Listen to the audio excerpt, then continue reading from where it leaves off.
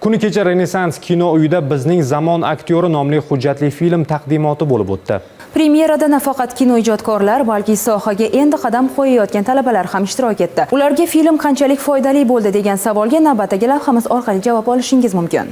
Bizning zamon aktyori hujjatli filmi televideniya va kino prodyuser yo'nalishining 5-bosqich talabasi Adadi Ibragimov hamda Moskva davlat kinematografiya instituti talabalari hamkorligida yaratilgan. Hujjatli film aktyorlik san'atining ilk vujudga kelgan davrlardan boshlanib, teatr sahnalarida shakllangan ijro maktabi, spektakllardagi jonli obrazlar va bugungi kunda barchamiz tomosha qiladigan kino olamigacha bo'lgan yo'lni qamrab oladi. Unda aktyorning faqat rol ijrochisi emas, balki zamon bilan hamnafas ijodkor sifatidagi mas'uliyati va mahorati ochib berilgan. Мы снимали фильм «Актер нашего времени». Film yarim yildan ortiq vaqt davomida Rossiya Federatsiyasi hududida suratga olindi. Bizda eng katta qiyinchilik band jadval sabab aktyorlarni bir vaqtda yig'ish bo'ldi. Shunga qaramay jamoaviy ahillik tufayli biz o'z maqsadimizga erishdik.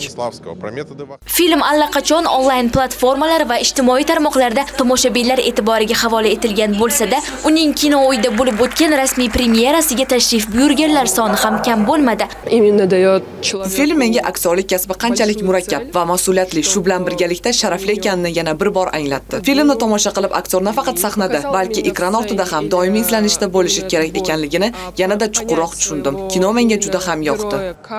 Jasmina Murtazoyeva, Doston Boymatov, Abdurahmon Zaripov, Ovoz informatsion dasturi uchun.